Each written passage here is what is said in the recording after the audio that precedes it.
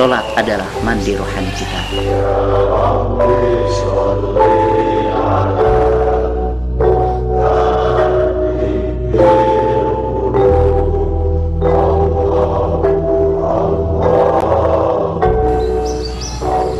Bagaimana puasa ini endingnya adalah ketakwaan.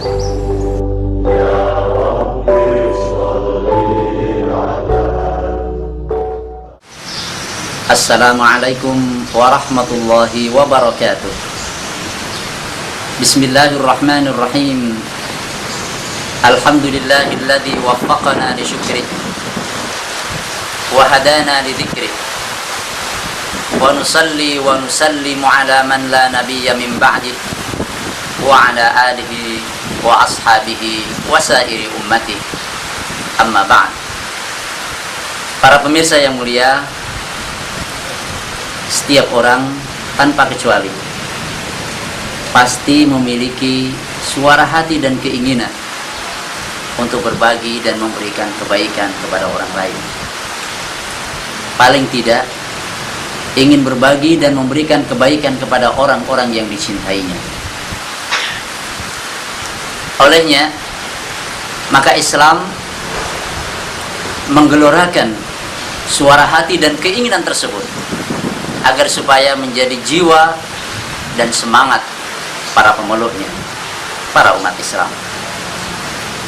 Gelora dan keinginan untuk menyampaikan dan membawa kebaikan kepada orang lain, itulah yang kemudian kita kenal dengan istilah nasihat.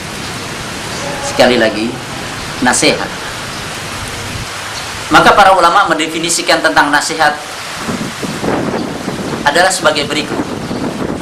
Dikatakan nasihat adalah hiyazatul hadzi lil ghaib atau hiyazatul hadzi lil mansuhi lahu, berupaya untuk menghadirkan keberuntungan kepada orang yang menerima nasihat. Diungkapkan pula nasihat adalah iradatul khair lil ghaib, menginginkan terjadinya kebaikan untuk orang lain. Para pemirsa yang budiman, itulah esensi daripada nasihat. Bagaimana kebaikan itu sampai kepada orang lain? Berupa jalbul masalih wa dar'ul mafasid, yaitu mendatangkan kemaslahatan bagi orang lain atau menghindarkan kerugian, madarat atau bahaya dari orang lain. Itulah pengertian nasihat. Selanjutnya, kedudukan nasihat di dalam Islam seperti apa? Para pemirsa yang mulia, Islam menempatkan nasihat dalam posisi yang begitu agung dan mulia. Sampai Rasulullah SAW bersabda, ad-dinu an-nasihat. Agama itu adalah nasihat. Ini menunjukkan kepada kita bahwa keberislaman kita belumlah tegak tanpa kita menegakkan nasihat. Keislaman kita belumlah kokoh sebelum kita mengokohkan nasihat. Maka kedudukan nasihat yang pertama dalam Islam, ia merupakan pilar berislamnya kita. Nasihat adalah pilar berislam. Ini yang pertama. Makanya Rasulullah SAW telah bersabda, la yu'minu ahadukum hatta yuhibba li akhihi ma yuhibbu li nafsi.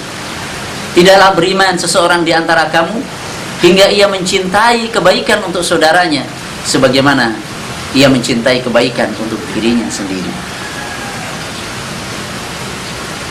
Para pemirsa yang mulia, inilah kedudukan nasihat yang pertama. Ia merupakan pilar keislaman kita.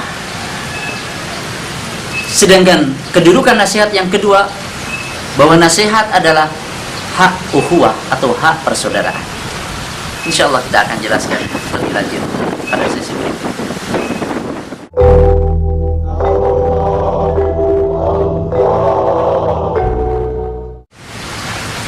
Para pemirsa yang mulia, yang kedua, kedudukan nasihat adalah sebagai hak saudara kita, hakul ukhuwah, hak persaudaraan.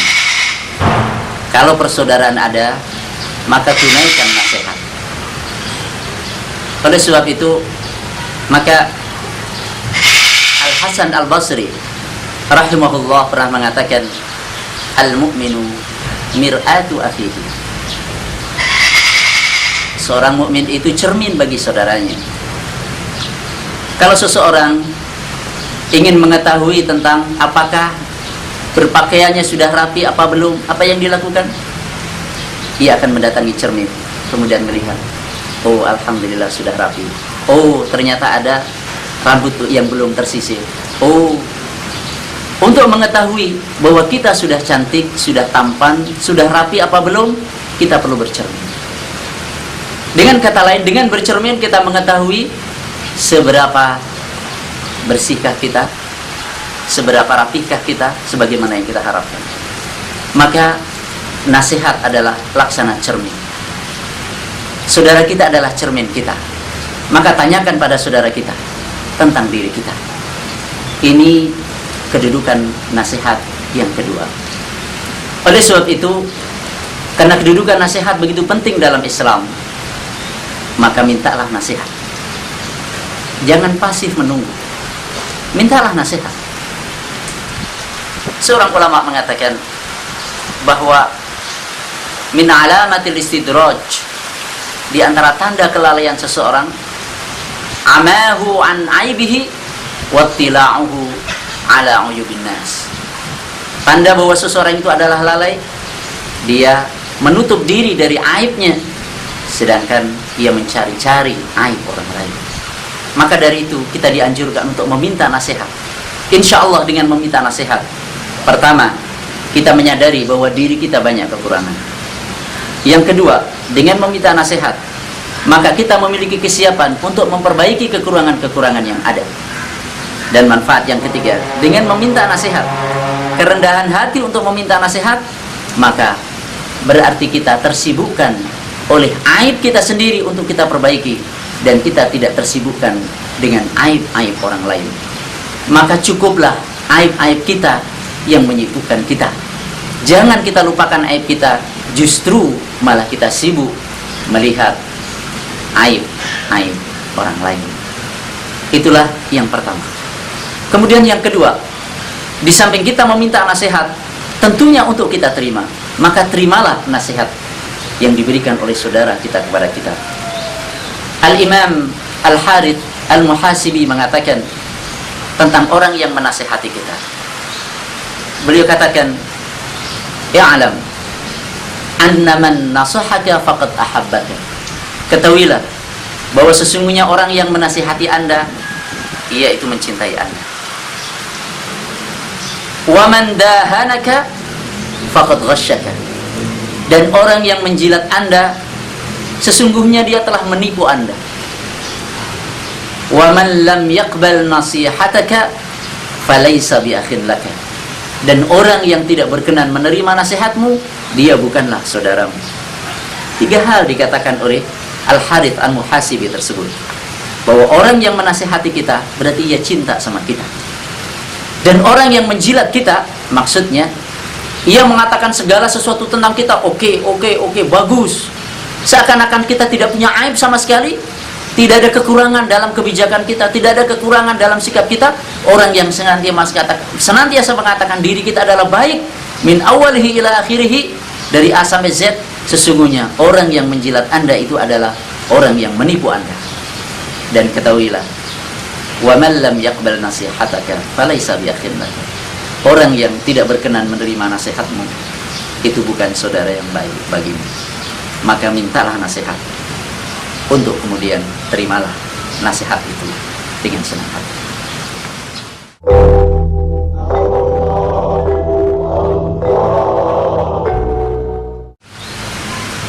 Para pemirsa yang saya cintai, sekarang saatnya kita berbicara tentang adab memberikan nasihat. Kedudukan yang begitu mulia dan kepentingan kita untuk menyampaikan dan menerima nasihat. Maka yang terakhir adalah bagaimana caranya dan apa adab yang perlu kita perhatikan untuk menyampaikan nasihat. Ada beberapa adab yang perlu kita perhatikan. Yang pertama, jangan di depan umum. Kalau ingin memberikan nasihat kepada saudara kita, jangan berikan nasihat di depan umum. Karena sesungguhnya ketika seseorang memberikan nasihat kepada orang lain tapi di depan khayalak ramai, ini sebenarnya memberi nasihat apa mempermalukan? Nasihat tujuannya mulia agar yang bersangkutan mendapatkan kebaikan. Sedangkan mempermalukan niatnya tercela karena ingin menjatuhkan martabat orang lain di hadapan orang banyak. Maka ketika kita ingin menyampaikan nasihat, jangan di depan umum. Seorang ulama mengatakan, beliau adalah Al-Fudail bin Iyad, al-mu'min yastur. Orang mukmin itu menutupi aib saudaranya. Wal fajir yuhattiku wa yu'ayyir. Sedangkan orang yang durjana, dia menyibak aib orang lain dan berusaha untuk mempermalukannya. Kita adalah orang beriman, maka kita tutupi saudara kita. Kita bukan orang durjana yang ingin mempermalukan dan ingin menyingkap berbagai macam aib orang lain di depan umum. Maka adab yang pertama adalah jangan sampaikan di depan umum nasihat yang kita ingin berikan. Al-Imam Asy-Syafi'i mengatakan dalam syairnya, ta'ammadnin nasihata firadi wa jannibnin nasihata fil jama'ah. Masih ada lanjutannya, tapi kita cukupkan sampai di sini. Kata beliau artinya apa? Nasihatilah aku dalam kesendirianku. Jangan nasihati aku di depan orang banyak. Ini adab yang pertama. Adab yang kedua, jangan mencari-cari kesalahan. Seorang mukmin, orang yang beriman, itu ingin agar orang lain, agar saudara-saudaranya berada di jalan yang benar, agar saudara-saudaranya berada dalam keadaan yang baik. Kalau sekiranya saudaranya berada di jalan yang benar, berada di dalam ketaatan, jauh dari kemaksiatan, alhamdulillah, itulah yang dia cari, itulah yang dia inginkan. Jangan malah sebaliknya, ingin agar orang lain berbuat salah, si fulan agar berbuat salah, agar orang lain salah, sedangkan dia sendiri yang benar. Itu bukan ciri orang yang memberi nasihat. Maka yang kedua adalah jangan mencari-cari kesalahan. Justru kita berusaha saudara kita berada di jalan yang benar. Kemudian yang ketiga di antara adab nasihat adalah gunakan bahasa yang baik dan sampaikan dengan cara yang lemah lembut. Jangan bahasa yang kasar dan jangan pula dengan cara yang arogan. Ada orang yang pernah menasihati seorang khalifah. Dia menasihatinya dengan cara yang kasar. Maka sang khalifah mengatakan, "Ya fulan, mana yang lebih baik, Fir'aun dengan saya?" Dia menjawab, "Tentunya Tuhan lebih baik." "Mana yang lebih baik, Anda apa Nabi Musa?" "Tentunya Nabi Musa lebih baik." "Ketahuilah," kata khalifah, "Allah telah memerintahkan orang yang lebih baik dari Anda, yaitu Nabi Musa, kepada orang yang lebih buruk daripada saya, yaitu kepada Fir'aun. Allah perintahkan Musa kepada Fir'aun untuk mengatakan, faqula lahu qawlan layyina, katakan padanya kata-kata yang lemah." Semoga adab ini bisa kita indahkan agar nasihat kita sampai sasaran. Akhirnya saya ucapkan selamat berbuka puasa. Sampai jumpa esok hari. Wassalamualaikum warahmatullahi wabarakatuh.